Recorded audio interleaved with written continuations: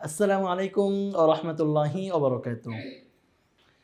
নাহমাদুল্লাহাল আযীম ওয়া নুসাল্লি আলা রাসূলিহিল কারীম আম্মা বা'দ। ফাআউযু বিল্লাহি মিনাশ শাইতানির রাজীম। বিসমিল্লাহির রাহমানির রাহিম। মা আতাকুমুর রাসূল ফাখুযুহু ওয়া মা নাহাকুম আনহু ফান্তাহু। বারাকাল্লাহু লানা ওয়া লাকুম ফিল কুরআনিল আযীম ওয়া নাফা'না ওয়া ইয়্যাকুম বিল আয়াতি ওয়াজ যিকরিল হাকীম। টেকনিক পরিবারের পক্ষ থেকে আমি হুমায়ুন কবির। তোমরা যারা ক্লাসটা ওপেন করেছো তোমাদের সবাইকে জানাচ্ছি অনেক শুভেচ্ছা, অভিনন্দন। আশা করছি মহান রব্বুল আলমিনের অশেষ রহমতে তোমরা সবাই ভালো আছো, সুস্থ আছো। আমি এবং আমরাও আলহামদুলিল্লাহ ভালো আছি, সুস্থ আছি।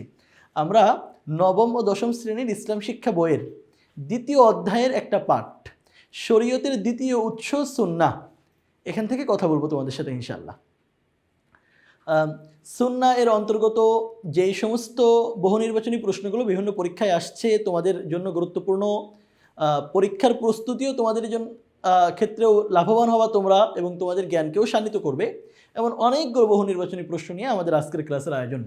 আমাদের প্রথম প্রশ্ন হলো, রাসূল সাল্লাল্লাহু আলাইহি সাল্লাম হাতে কলমে যা শিক্ষা দিয়েছেন তাকে কি বলে? আমাদেরকে এই প্রশ্নের উত্তর দেওয়ার আগে একটা শব্দ সম্পর্কে জানতে হবে, সেটা হলো হাতে কলমে মানে কি।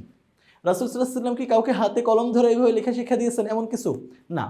হাতে কলমে মানে কাউকে ধরে ধরে বুঝাইয়া দেওয়া, একদম এই কাজটা এইভাবে না এইভাবে করো, একদম ধরে ধরে বুঝাইয়া দেওয়া, এটাকে বাংলা একটা পরিভাষায় বলে হাতে কলমে। তো রাসূল সাল্লাল্লাহু আলাইহি ওয়াসাল্লাম হাতে কলমে যা শিক্ষা দিয়েছেন তাকে কি বলে? কোরআন না, ইজমা বা কিয়াস নয়, বরং রাসূল সাল্লাল্লাহু আলাইহি ওয়াসাল্লাম যা শিক্ষা দিয়েছেন তাকে বলা হয় সুন্নাহ। সুতরাং আমাদের এখানে খ নম্বরটা সঠিক। পরের প্রশ্ন হলো, হাদিসের রাবি পরম্পরাকে কি বলে? আচ্ছা দেখো, একটা হাদিসের মধ্যে দুইটা অংশ থাকে। হাদিসের মধ্যে দুইটা অংশ থাকে। আমি যেমন তোমাদেরকে এখন বুখারী শরীফের সর্বপ্রথম যে হাদিসটা আছে এই হাদিসটা তেলাওয়াত করে শোনাতে পারি। যেমন عن أمير المؤمنين أبي حفص عمر بن الخطاب رضي الله عنه قال قال رسول الله صلى الله عليه وسلم إنما الأعمال بالنيات وإنما لامرئ ما نوى فمن كانت هجرته إلى الله ورسوله فهجرته إلى الله ورسوله ومن كانت هجرته إلى دنيا يصيبها أو امرأة ينكحها فهجرته إلى ما هاجر إليه রাওয়াহুল বুখারী। এটা হলো বুখারী শরীফের হাদিস। তোমরা খেয়াল করছো যে এই হাদিসের মধ্যে আমি দুইটা অংশ বলেছি।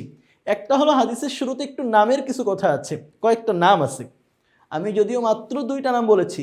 একটা হলো আন আমিরুল মুমিনিন আবি হাফসিন ওমর ইবনুল খাত্তাব, মানে ওমর রাদিয়াল্লাহু আনহু, আনিন নবী সাল্লাল্লাহু আলাইহি ওয়াসাল্লাম।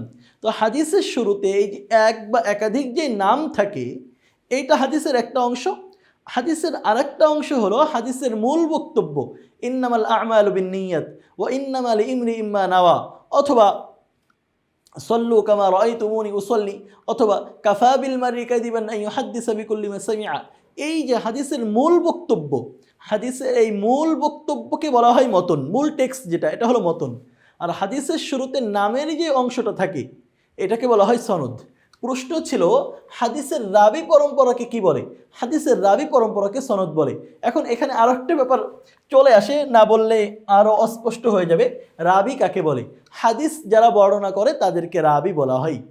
যেমন তোমরা এই শব্দটা জানো যে এই হাদিসটা রেওয়ায়াত করা হয়েছে, এই রেওয়ায়াতের ইসমে ফাইল মানে কর্তা যিনি, তাকে বলা হয় রাবি, হাদিস বর্ণনাকারী। তো হাদিস বর্ণনাকারীদের এই যে ধারাবাহিক নাম, ওমর রাদিয়াল্লাহু আনহু থেকে একজন, তার থেকে আরেকজন, তার থেকে আরেকজন, এই যে পরম্পরা, এই পরম্পরাকে বলা হয় সনদ। তাহলে হাদিসের রাবি পরম্পরাকে বলে সনদ।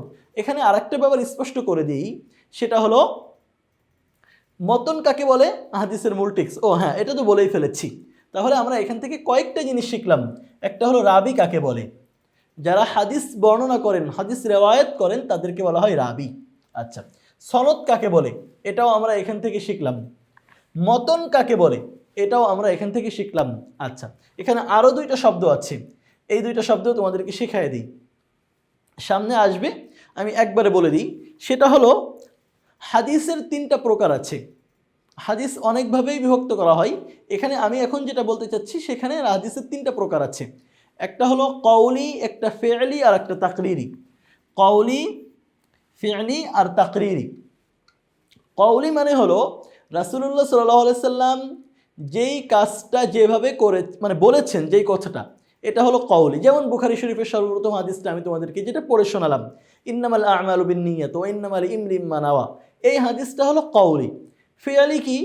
রাসূলুল্লাহ সাল্লাল্লাহু আলাইহি সাল্লাম করেছেন, অন্য কেউ দেখে সেটা বর্ণনা করছে, এটা হলো ফিআলি।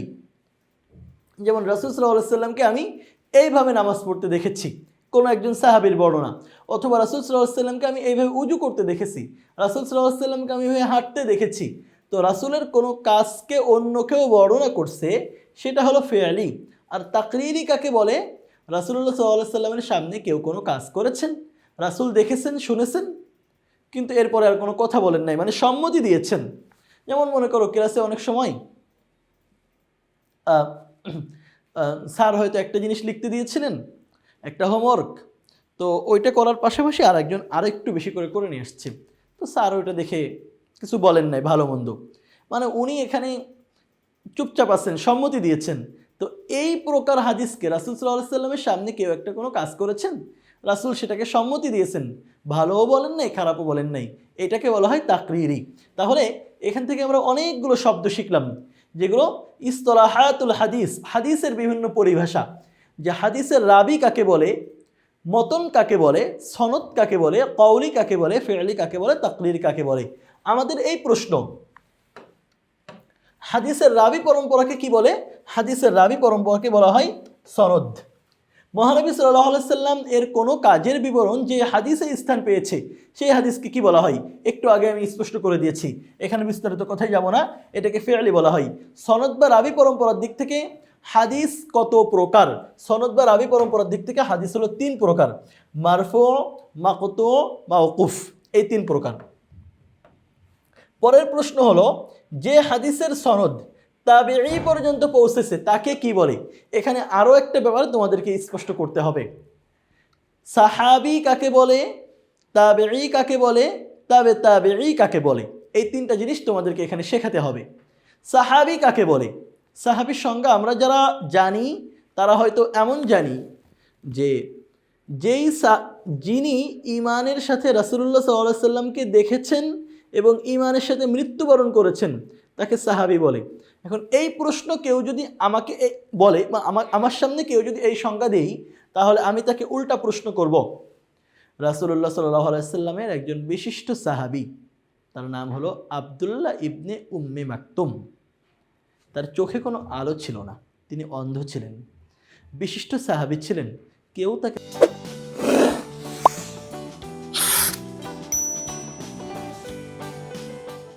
সাহাবীর খাতা থেকে নাম কাটতে পারে নাই, বরং প্রসিদ্ধ বিশিষ্ট সাহাবীদের মধ্যে তার নাম আছে। প্রশ্ন হলো, এই আব্দুল্লাহ ইবনে উম্মে মাকতুম তিনি তো অন্ধ ছিলেন, তো তিনি তো কখনোই রাসূল সাল্লাল্লাহু আলাইহি সাল্লামকে দেখেন নাই। যদি সাহাবী হওয়ার সংজ্ঞা হয় রাসূল সাল্লাল্লাহু আলাইহি সাল্লামকে ঈমানের সাথে দেখা, তিনি তো দেখেন নাই, তাহলে তিনি সাহাবী কিভাবে হলেন? এজন্য আমি সংজ্ঞাটা একটু ভিন্নভাবে বলি। আমি সংজ্ঞাটা বলি এভাবে, যে যিনি ঈমানের সাথে রাসূলুল্লাহ সাল্লাল্লাহু আলাইহি ওয়াসাল্লামের সান্নিধ্য পেয়েছেন এবং ঈমানের সাথে মৃত্যুবরণ করেছেন, সান্নিধ্য পাওয়ার জন্য দেখা লাগে না, কাছে আসলেই হয়। রাসূল সাল্লাল্লাহু আলাইহি ওয়াসাল্লামের সাহচর্য পেয়েছেন, সান্নিধ্য পেয়েছেন। তো আব্দুল্লাহ ইবনে উম্মে মাকতুম অন্ধ হইলেও সাহচর্য তো পেয়েছেন, সান্নিধ্য পেয়েছেন। তাহলে সাহাবী বলা হয় যিনি ঈমানের সাথে রাসূলুল্লাহ সাল্লাল্লাহু আলাইহি সাল্লামের সান্নিধ্য পেয়েছেন এবং ঈমানের সাথে মৃত্যুবরণ করেছেন, তিনি হলেন সাহাবী। অনেকে এমন হয়েছে যে রাসূল সাল্লাল্লাহু আলাইহি সাল্লামকে তো ঈমানের সাথে দেখেছেন, সান্নিধ্য পেয়েছেন, কিন্তু পরে ঈমান ত্যাগ করে ফেলেছে, তিনি আর সাহাবী না, তিনি মুরতাদ, ঈমান ত্যাগকারী। তাহলে আমরা সাহাবী কাকে বলে সেটা জানলাম। আবার এক কথাই বলে দিই, যিনি ঈমানের সাথে রাসূলুল্লাহ সাল্লাল্লাহু আলাইহি সাল্লামের সান্নিধ্য পেয়েছেন এবং ঈমানের সাথে মৃত্যুবরণ করেছেন, তাকে বলা হয় সাহাবী।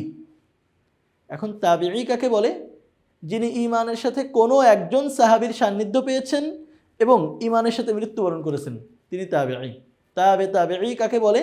যিনি ঈমানের সাথে কোনো একজন তাবেঈকে দেখেছেন এবং ঈমানের সাথে মৃত্যুবরণ করেছেন, তাকে বলা হয় তাবেঈ। তাহলে এখান থেকে আমরা আরও চমৎকার 3টা জিনিস জানলাম, মানে দেখেছেন মানে সান্নিধ্য পেয়েছেন আর কি, যে আরও 3টা জিনিস চমৎকারভাবে এখান থেকে জানলাম, যে সাহাবী কাকে বলে, তাবেঈ কাকে বলে, তাবে তাবেঈ কাকে বলে। আমরা এই তিনটা জিনিস স্পষ্ট হয়েছি। এখন আমাদের প্রশ্ন হলো, যে হাদিসের সনদ তাবেঈ পর্যন্ত পৌঁছেছে, এই হাদিসকে কি বলে? মারফু, মাওকুফ নাকি মাকতু? যেই হাদিসের সনদ তাবেঈ পর্যন্ত পৌঁছেছে তাকে বলা হয় মাকতু। এটা তোমাদের বইয়ে আছে। যে হাদিসের ভাষা মহানবী সাল্লাল্লাহু আলাইহি সাল্লাম এর, কিন্তু ভাব মহান আল্লাহর, এটি কোন ধরনের হাদিস? এটা হাদিসের মধ্যে বিশেষ এক প্রকার হাদিস, এবং হাদিসের মধ্যে সবচেয়ে মর্যাদাশীল হাদিস মনে করা হয়। এটাকে বলা হয় হাদিসে কুদসি। এখানে যেহেতু কোন প্রকার হাদিস শব্দটা উল্লেখ করছে, এই জন্য এখানে শুধু কুদসি শব্দ আছে, যে হাদিসে কুদসি, অর্থাৎ যে হাদিসের ভাব আল্লাহ তাআলার, কিন্তু ভাষা মহানবী সাল্লাল্লাহু আলাইহি সাল্লামের। হাদিস সংকলনে স্বর্ণাক্ষরে লিখিত রয়েছে যার অবদান, তিনি হলেন। এই যে আমাদের সামনে হাদিসের বড় বড় কিতাব, বুখারী, মুসলিম, তিরমিজি, আবু দাউদ, নাসাই, ইবনে মাজাহ, কত বড় বড় কিতাব, মুয়াত্তা, এরপরে শরহ মাআনিল আসার, এমন কত হাদিসের কিতাব আমাদের সামনে আছে। তো হাদিস সংকলনে স্বর্ণাক্ষরে লিখিত রয়েছে যার অবদান, এই হাদিসগুলো সংকলনের ক্ষেত্রে তার নাম কি? তার নাম হলো হযরত ওমর ইবনে আব্দুল আজিজ রহমতুল্লাহি আলাইহি। প্রখ্যাত উমাইয়া খলিফা ওমর ইবনে আব্দুল আজিজ রহমতুল্লাহি আলাইহি সরকারিভাবে হাদিস লেখার হুকুম জারি করেন 50 হিজরি সালে, 200 হিজরি সালে, 100 হিজরি সালে, 300 হিজরি সালে। দেখো, সরকারিভাবে হাদিস লেখার হুকুম জারি করতে হলে তাকে অবশ্যই সরকার হইতে হবে, কেউ একজন হতে হবে। হযরত ওমর ইবনে আব্দুল আজিজ রহমতুল্লাহি আলাইহি ইসলামী খেলাফতের খলিফা হয়েছেন 99 হিজরিতে, এবং তিনি ইন্তেকাল করেছেন 100 হিজরিতে, দুঃখিত 101 হিজরিতে। তাহলে এখানে যে 4টা অপশন দেওয়া আছে, এর মধ্যে কোনটার সময় উনি সরকার ছিলেন? 50 হিজরিতে? না। 200 হিজরিতে উনি বেঁচেই ছিলেন না, 300 হিজরিতে বেঁচেই ছিলেন না। উনি বেঁচে ছিলেন শুধুমাত্র 100 হিজরিতে, এবং 100 হিজরির সময় উনি সরকার প্রধান ছিলেন, ইসলামী খেলাফতের খলিফা ছিলেন। সুতরাং এই প্রশ্নের সঠিক উত্তর হলো, প্রখ্যাত উমাইয়া খলিফা ওমর ইবনে আব্দুল আজিজ সরকারিভাবে হাদিস লেখার হুকুম জারি করেন 100 হিজরি সালে। পরের প্রশ্ন, মুনতাহা এমন একটি হাদিসের কিতাবের নাম শুনেছে যেটি হলো সর্বপ্রথম বিশুদ্ধ হাদিস গ্রন্থ। যে হাদিসের কোন গ্রন্থের নাম, সে হাদিসের কোন গ্রন্থের নাম শুনেছে? মানে মুনতাহা নামে একজন মেয়ে, অথবা মনে করো তুমি এমন একটা হাদিস গ্রন্থের নাম শুনেছ যেটা হলো হাদিসের জগতের সর্বপ্রথম সবচেয়ে বিশুদ্ধ হাদিস গ্রন্থ, মানে সর্বপ্রথম বিশুদ্ধ হাদিস গ্রন্থ। দেখো, সবচেয়ে বিশুদ্ধ হাদিস গ্রন্থ আমরা বুখারীকে বলি, এরপরে মুসলিমকে। কিন্তু আমাদের সমাজে এমন কিছু মানুষ আছে যারা মনে করে বুখারী, মুসলিম বা সিহা সিত্তা বা তিরমিজি, আবু দাউদ, নাসাই, ইবনে মাজাহ, এই 6টা ছাড়া মনে হয় হাদিসের আর কোনো শুদ্ধ কিতাব নাই। তাদের এই ধারণা নিতান্তই ভুল। হাদিসের আরও অনেক শুদ্ধ কিতাব আছে। হাদিসের জগতে সবচেয়ে শুদ্ধ এই 6টা, সবচেয়ে ভালো এইটা, তার মানে কি আর কোনো ভালো নাই? আমি যদি বলি যে হ্যাঁ, একটা 10 জন আমার কাছে, আমি একজন টিচার, তো আমি তোমাদেরকে পড়াচ্ছি অনলাইনে, তো আমার কাছে তো অফলাইনে অনেকেই পড়ে। তো মনে করো আমি কাউকে একটা হোমওয়ার্ক দিলাম, মানে একটা এই প্রতিষ্ঠানেই মনে করো, এটা হলো অনলাইন যেটা টেকনিক ইজি এডুকেশন, কিন্তু এর অফলাইন আছে টেকনিক টিচিং হোম। তো এটা তো তোমাদের নবম দশম শ্রেণীতে পড়াচ্ছি। নবম দশম শ্রেণীতে তো অফলাইনে মনে করো পড়াতে গেছি, তো কোনো এক শ্রেণীর সবাইকে বললাম যে তোমরা এটা লিখে নিয়ে আসবা, এটা তোমাদের হোমওয়ার্ক থাকবে। তো মনে করো তারা 10 জন আমার কাছে খাতা জমা দিছে, তো আমি একটা একটা করে খাতা দেখছি। খাতা দেখতে দেখতে বললাম যে হ্যাঁ, এই খাতাটা সবচেয়ে ভালো হয়েছে, তার মানে কি এগুলো হয় নাই? বাকি যেগুলো আছে এটা সবচেয়ে ভালো হয়েছে, তার মানে এগুলো হয় নাই? হ্যাঁ, এটা কি কোনোভাবে বোঝানো যাবে যে এইটা আমি বললাম সবচেয়ে ভালো হয়েছে, তার মানে কি এগুলো হয় নাই? না। হাদিসের ক্ষেত্রে, হাদিসের জগতে 6টা হলো সবচেয়ে বিশুদ্ধ কিতাব, কিন্তু তার অর্থ কোনোভাবেই এটা নয় যে হাদিসের আর কোনো বিশুদ্ধ গ্রন্থ নাই। হাদিসের আরও অনেক বিশুদ্ধ গ্রন্থ আছে, শরহ মাআনিল আসার আছে, মুয়াত্তাইন আছে, তো মুয়াত্তা আছে। তো প্রশ্ন হলো, মুনতাহা কোন হাদিসের কিতাবের নাম শুনেছে? এখানে বাকি যে গ্রন্থগুলোর নাম আছে বুখারী বা মুসলিম, আর সাদিকা নামে আমার জানা মতে কোনো হাদিস গ্রন্থের নাম নাই, কিন্তু সর্বপ্রথম বিশুদ্ধ হাদিস গ্রন্থ হলো আল মুয়াত্তা। সুতরাং মুনতাহা যে হাদিস গ্রন্থের নাম শুনেছে সেটা হলো আল মুয়াত্তা। সিহা সিত্তা কোন শতাব্দীতে সংকলিত হয়? যেটা মাত্রই বললাম, হাদিসের যে 6টা কিতাব, হিজরি প্রথম শতাব্দীতে, হিজরি দ্বিতীয় শতাব্দীতে, তৃতীয় নাকি চতুর্থ? সিহা সিত্তা কোন শতাব্দীতে সংকলিত হয়েছে? হিজরি তৃতীয় শতাব্দীতে। এই জন্য হিজরি তৃতীয় শতাব্দী থেকে হাদিস সংকলনের স্বর্ণযুগ বলা হয়। পরের প্রশ্ন হলো, আবু ঈসা মুহাম্মদ ইবনে ঈসা রহিমাহুল্লাহ সংকলিত হাদিস গ্রন্থ কোনটি? সহিহ বুখারী, সহিহ মুসলিম, সুনান নাসাই নাকি জামে তিরমিজি? এর মধ্যে আবু ঈসা মুহাম্মদ ইবনে ঈসা। দেখো তোমাদেরকে একটা ব্যাপার এখানে জানিয়ে রাখি, সিহা সিত্তা বা হাদিসের প্রসিদ্ধ 6টা কিতাব আছে, বুখারী, মুসলিম, তিরমিজি, আবু দাউদ, নাসাই, ইবনে মাজা। তুমি এই 6টা কিতাবের মূল নাম যেটা, বুখারী কিন্তু কিতাবের মূল নাম না, কিতাবের মূল নাম হলো as-সিহা, as-সহিহ, as-সহিহ আল-মুসনাদ। তো মূল নাম তোমাদের বইয়ে লেখা আছে, মূল নাম যেটা সেইটা, এবং এই হাদিসের গ্রন্থ যিনি সংকলন করেছেন তার নাম কি, এই দুইটা অবশ্যই জেনে রাখবা। যেমন বুখারী শরীফ, যেটাকে আমরা বললাম as-সহিহ আল-মুসনাদ, এই বুখারী শরীফের সংকলন কে করেছেন তার নাম তোমার জানা থাকতে হবে। তুমি বলবা তার নাম ইমাম বুখারী, আমি বলবো না, তার নাম হলো মুহাম্মদ ইবনে ইসমাইল। তোমার এই নামটা জানা থাকতে হবে। এই বছর এখানে যেই প্রশ্নটা করা হয়েছে এটা 20 সালে ঢাকা বোর্ডে আসছে, ময়মনসিংহ বোর্ডে আসছে, যে আবু ঈসা মুহাম্মদ ইবনে ঈসা সংকলিত হাদিস গ্রন্থ কোনটা। এখন আমি তো এটা জানি যে এটা তিরমিজি, কিন্তু বা তুমি শুধু এই একটাই মুখস্থ করলে সাজেশন দেখে, বাকি আর কোনোটা মুখস্থ করলে না, তো আরেকটা যদি চলে আসে, এখন তো আর ব্যাকডেটের যুগ নাই, এখন তো আপডেট যুগ, প্রতি বছরই প্রশ্নের ধরন চেঞ্জ হয়, সৃজনশীলের জামানায় আমরা আসছি, সুতরাং সবগুলোই তোমাকে মুখস্থ করতে হবে। তো আবু ঈসা মুহাম্মদ ইবনে ঈসা সংকলিত হাদিস গ্রন্থের নাম জামে তিরমিজি। তোমরা যদি তিরমিজি শরীফটা কেউ খুলে পড়ো তাহলে দেখবা অনেক জায়গায় লেখা আছে ক্বালা আবু ঈসা, এই আবু ঈসা হলো মুহাম্মদ ইবনে ঈসা। আচ্ছা, পরের প্রশ্ন হলো, পরের প্রশ্নের জন্য আমাদেরকে অপর পৃষ্ঠায় যেতে হবে। রাসূল সাল্লাল্লাহু আলাইহি সাল্লাম তোমাদের যা আদেশ করে দিয়েছেন তা আঁকড়ে ধরো এবং যা নিষেধ করেছেন তা বর্জন করো, এটি কোন সূরার অন্তর্গত? আল বাকারা, আন নিসা, আল হাশর, আল মাইদা।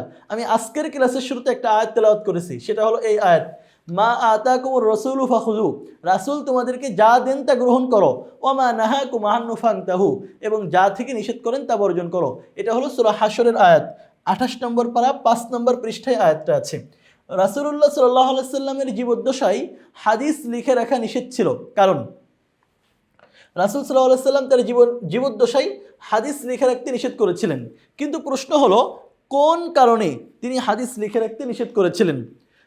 এর কি কারণ ছিল? এর কারণ ছিল হলো, এখানে কয়েকটা দেখো দেওয়া আছে। তখন আল কোরআন নাজিল হচ্ছিল, হ্যাঁ তখন কোরআন নাজিল হচ্ছিল, এটা সঠিক। হাদিস ও কোরআনের সংমিশ্রণের আশঙ্কা ছিল, কোরআন নাজিল হচ্ছিল এবং কোরআন লিখে রাখা হচ্ছিল। এখন কেউ যদি হাদিসও লিখে রাখে তাহলে তো কোরআনও লেখা আছে হাদিসও লেখা আছে, দুইটা একসাথে মিশে যেতে পারে, এটাও সত্য। আরবদের স্মৃতিশক্তি ছিল অসাধারণ, এটাও সত্য। সুতরাং সবগুলো কারণ, 3টা কারণেই হাদিস লেখা রাখা নিষেধ ছিল। যে তখন কোরআন নাজিল হচ্ছিল, হাদিস লিখে রাখলে কোরআনের সাথে সংমিশ্রণের আশঙ্কা ছিল, কারণ কোরআন নাজিল হওয়ার পরপরই লেখা রাখা হচ্ছিল। তোমরা এটা জানো যে কোরআন লেখা হইতো, যারা লিখতো তাদেরকে কাতেবে ওয়াহি বলে। এই কাতেবে ওয়াহির সংখ্যা ছিল 42 জন। এই 42 জনের মধ্যে যিনি প্রধান ছিলেন তার নাম ছিল যায়েদ বিন সাবিত। এই সব কথাই তোমরা জানো। তাহলে আর সর্বশেষ আরবদের স্মৃতিশক্তি ছিল অসাধারণ, এটাও সত্য। সুতরাং এখানে যেগুলো আছে সবগুলো সত্য, আমরা সবগুলোকেই গ্রহণ করছি। আমাদের শরীয়তের দ্বিতীয় উৎস সুন্নাহ নিয়ে এই প্রশ্নগুলো ছিল খুবই গুরুত্বপূর্ণ। আমরা এখানে যেগুলো প্রশ্নের মধ্যে আছে সাজেশনে তোমাদেরকে দেওয়া হয়েছে সেগুলো তো আলোচনা করলামই, এমন আরও অনেকগুলো কথা যেগুলো তোমাদের বইয়ে আছে, সাজেশনে নাই বা বিভিন্ন বোর্ডে আসে নাই, কিন্তু আসতে পারে, তোমাদের জন্য প্রয়োজন, এমন অনেক কথা তোমাদের সাথে শেয়ার করেছি। আশা করি এই ক্লাসটা তোমাদের জন্য উপকারী হবে। পরবর্তী ক্লাস দেখার আমন্ত্রণ জানিয়ে এখানেই শেষ করছি। সবার জন্য অনেকগুলো শুভকামনা। আল্লাহ হাফেজ।